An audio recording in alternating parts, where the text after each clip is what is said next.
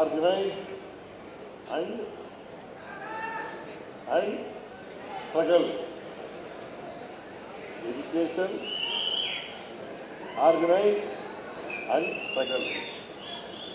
ಈ ಮೂರು ಮಂತ್ರಗಳನ್ನು, ಈ ಮೂರು ವಿಚಾರಗಳನ್ನು ಜಾರಿ ಕೊಡಬೇಕು. ನಿಮ್ಮನ್ನೆಲ್ಲ ಸಂಘಟನೆ ಮಾಡಬೇಕು. ಯಾರ್ಯಾರು ಅವಕಾಶದಿಂದ ವಂಚಿತರಾಗಿರ್ತಾರೆ ಎಲ್ಲ ಜನರು ನಾವು ವಿಮೋಚನೆ ಆಗಬೇಕು ಅಲ್ವಾ? ಯಾರದು ಬರೀ ನಮ್ಮದೊಂದು ವಿಮೋಚನೆ ಆದರೂ ಸಾಲದು, ಅಥವಾ ದಲಿತರ ವಿಮೋಚನೆ ಆದರೂ ಸಾಲದು, ಅಲ್ಪಸಂಖ್ಯಾತರ ವಿಮೋಚನೆ ಆದರೂ ಸಾಲದು. ಯಾರ್ಯಾರು ಹಿಂದುಳಿದಿದ್ದಾರೆ, ಯಾರಿಗೆ ಅವಕಾಶಗಳು ಹೀಗೆ ಸಿಕ್ಕಿಲ್ಲ, ಅವರೆಲ್ಲರೂ ಹೋಗ್ಬೇಕು. ಇದ್ರ ಜೊತೆಗೆ ಎಲ್ಲ ಜಾತಿಗಳಿರ್ತಕ್ಕಂಥ ಬಡವರು ಕೂಡ ಅವ್ರಿಗೂ ಅವಕಾಶಗಳು ಸಿಗಬೇಕು ಅಂತಕ್ಕಂಥ ಹೋರಾಟವನ್ನು ನಾವು ಮಾಡಬೇಕಾಗ್ತದೆ. ಅದಕ್ಕೆ ಮಹಾರಾಜರು ನಾಲ್ವಡಿ ಕೃಷ್ಣರಾಜ ಒಡೆಯರು ಅವ್ರನ್ನ ಯಾಕೆ ನೆನ್ಕತ್ತೀವಿ ಅಂತಂದ್ರೆ, ಅವರು 1918ನೇ ಇಸ್ವಿ ಮಿಲ್ಲರ್ ಆಯೋಗವನ್ನು ಮೊದಲನೇ ಬಾರಿಗೆ ರಚನೆ ಮಾಡಿದ್ರು. ಮಿಲ್ಲರ್ ಆಯೋಗ ಆಗ ಎಲ್ಲ ಮುಂದುವರೆದವರೇ ಉದ್ಯೋಗಗಳನ್ನೆಲ್ಲ ಪಡ್ಕೊಂಡ್ಬಿಡ್ತಾ ಇದ್ರು. ಅದಕ್ಕೆ ಅವ್ರು ಏನ್ ಮಾಡಿದ್ರು, ಬ್ರಾಹ್ಮಣರಿಗೆ ಮತ್ತು ಬ್ರಾಹ್ಮಣೇತರರಿಗೆ ಮೀಸಲಾತಿಯನ್ನು ಕಲ್ಪಿಸಿದ್ರು. ಬ್ರಾಹ್ಮಣರಿಗೆ, ಬ್ರಾಹ್ಮಣೇತರರಿಗೆ, ಬ್ರಾಹ್ಮಣರಿಗೆ 25%, ಬ್ರಾಹ್ಮಣೇತರರಿಗೆ 75% ಮೀಸಲಾತಿಯನ್ನ ಕಲ್ಪಿಸಿದ್ರು. ಬಹಳ ಜನ ತಿಳ್ಕೊಳಕ್ ಹೋಗಲ್ಲ ಇವನ್ನೆಲ್ಲ. ಮಿಲ್ಲರ್ ಆಯೋಗ 1921ನೇ ಇಸ್ವಿನಲ್ಲಿ ಜಾರಿ ಬಂತು. 1921 ಅವತ್ತಿನಿಂದ ಅವತ್ತಿನಿಂದ ಎಂಥವರು ನಾಗನಗೌಡ ವರದಿ, ಅವನೂರ ವರದಿ, ವೆಂಕಟಸ್ವಾಮಿ ವರದಿ, ಚಿನ್ನಪ್ಪ ರೆಡ್ಡಿ ವರದಿ, ಆಮೇಲೆ ದ್ವಾರಕನಾಥ್ ವರದಿ, ರವಿಕುಮಾರ್ ವರದಿ, ಈಗ ಲಾಸ್ಟ್ನಲ್ಲಿ ಕಾಂತರಾಜ್ ವರದಿ ಮತ್ತೆ ಜಯಪ್ರಕಾಶ್ ಹೆಗ್ಡೆ ವರದಿ ಬಂದಿದೆ ಅಲ್ವಾ? ಅವನ್ನೆಲ್ಲ ತಿಳ್ಕೋಬೇಕಲ್ವಾ?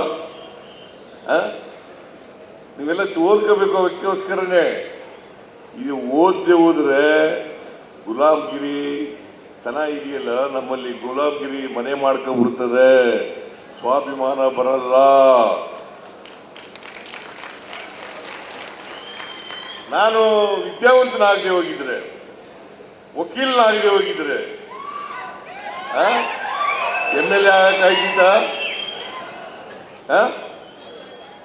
ಆಯ್ತಿತ್ತೇನ್ರಿ? ಕೃಷ್ಣಪ್ಪ ಗ್ರಾಜ್ಯುಯೇಟ್ ಆಗದೆ ಹೋಗಿದ್ರೆ MLA ಆಗಕ್ಕಾಯ್ತಿತ್ತ? ಮಂತ್ರಿ ಆಗಕ್ಕಾಯ್ತಿತ್ತ?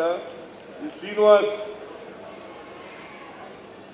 ಇವರು ಪದವಿ ಪಡ್ಕೊಳ್ಳದೆ ಹೋಗಿದ್ರೆ ಆಗ್ಲಿಕ್ಕೆ ಸಾಧ್ಯ ಆಯ್ತಿತ್ತ? ನಾಗರಾಜ್ ಯಾದವ್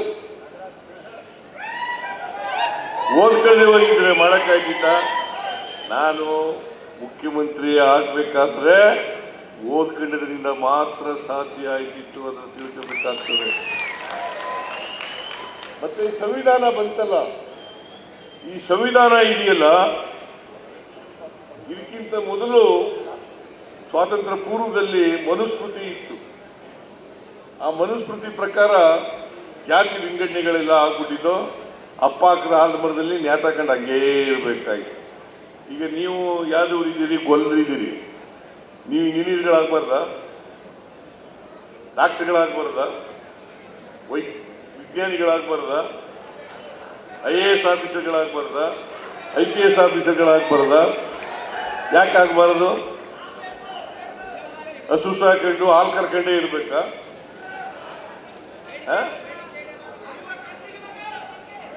ಇವತ್ತು ಎಲ್ಲರೂ ಎಲ್ಲ ಮಾಡಬೇಕು. ಈಗ ನಾನು ಬರೀ ಕುರಿ ಕಾಯ್ಕೊಂಡೇ ಇರ್ಬೇಕಾಗಿತ್ತ?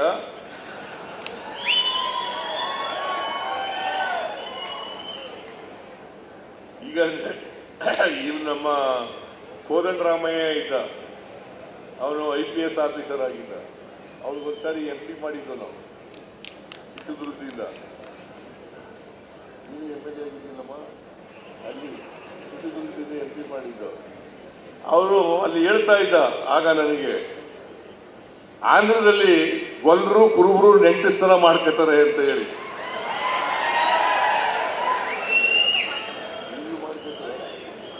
ಈಗಲೂ ಮಾಡ್ಕೋತಾರಂತೆ, ನಂಗೆ ಗೊತ್ತಿಲ್ಲ. ಅಂದ್ರೆ ನಾನು ಯಾಕೆ ಇದನ್ನು ಹೇಳ್ತಾ ಇದ್ದೀನಿ ಅಂತಂದ್ರೆ, ನಾವೆಲ್ಲ ಒಂದೇ ವರ್ಗಕ್ಕೆ ಸೇರಿದವರಲ್ವಾ.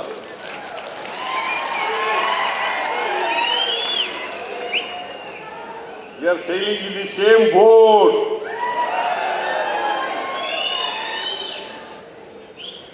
ನಾನು ಹೆಚ್ಚು ಮಾತಾಡಕ್ಕೆ ಸಮಯ ಇಲ್ಲ, ಟೈಮ್ ಆಗ್ಬಿಟ್ಟದೆ. ಇನ್ನೊಂದು ದಿನ ಬಂದು ಮಾತಾಡ್ತೀನಿ. ಈಗ ಸ್ವಾಮೀಜಿಯವರು ಹೇಳಿದ್ದಾರೆ ನಮಗೆ ಒಂದು ಎಂಥದ್ದು ಅಭಿವೃದ್ಧಿ ನಿಗಮ ಮಾಡಿಕೊಡ್ಬೇಕು ಅಂತ ಹೇಳಿದ್ದಾರೆ. ಅದನ್ನ ಯಾಕಂದ್ರೆ ಬಹಳ ಜನ ಅಭಿವೃದ್ಧಿ ನಿಗಮಗಳನ್ನ ಕೇಳ್ತಾರೆ. ಅದಕ್ಕೆ ನಾನು ಬರಕ್ಕೆ ಹೇಳಿದ್ದೀನಿ, ಎಲ್ಲ ಇನ್ನುಳಿದ ಸ್ವಾಮೀಜಿಗಳಿಗೆಲ್ಲ ಬರಕ್ಕೆ ಹೇಳಿದ್ದೀನಿ 1ನೇ ತಾರೀಕಿಗೆ. ಅದು ಬಂದಾಗ ಅವ್ರಿಗೆಲ್ಲರಿಗೂ ಕೂಡ ನಾವು ಯಾದವ ಸಂಘಕ್ಕೂ ಕೂಡ ಸಹಾಯ ಮಾಡ್ತೀನಿ ಅಂತ ಹೇಳಿದ್ದೀನಿ. ಆರ್ಥಿಕವಾಗಿ ಸಹಾಯ ಮಾಡ್ತೇನೆ.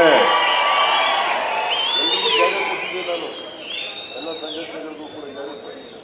ಅವರು ಕೋರ್ಟ್ಗೆ ಹೋಗಿ ಅದು ಫಾರೆಸ್ಟ್ ಲ್ಯಾಂಡ್ ಅಂತ ಹೇಳ್ಬಿಟ್ಟು ಇದು ಮಾಡಿಬಿಟ್ಟು ತಗೋಬಿಟ್ಟು ನಾನು ಅದನ್ನು ಮುಂದುವರಿಸ್ತಕ್ಕಂಥ ಕೆಲಸ ಮಾಡ್ತೀನಿ. ಎಲ್ಲ ಸ್ವಾಮೀಜಿಗಳು ಕೂಡ ನಾನು ಇವರಲ್ಲಿ ಕೈ ಜೋಡಿಸಿ ಪ್ರಾರ್ಥನೆ ಮಾಡ್ತೀನಿ.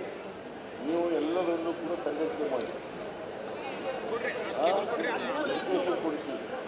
ಅದೇ ನೀವು ಮಾಡಬೇಕಾಗಿರೋ ಕೆಲಸ. ಇವಾಗ ಧರ್ಮ ಎಲ್ಲ ಆಮೇಲೆ ಹೇಳಿ ಚೆನ್ನಾಗಿ ಹೊಟ್ಟೆ ತುಂಬಿದ ಮೇಲೆ ತಾನೇ ಧರ್ಮ ಕೇಳೋದು. ಹೊಟ್ಟೆನೇ ತುಂಬೋದು ಇಲ್ವಲ್ಲ, ಹೊಟ್ಟೆ ತುಂಬಿದವ್ರಿಗೆ ಧರ್ಮವೇ ದಯೆಯೇ ಧರ್ಮವಯ್ಯ. ದಯೆ ಇಲ್ಲದ ಧರ್ಮವ್ಯಾವುದಯ್ಯ.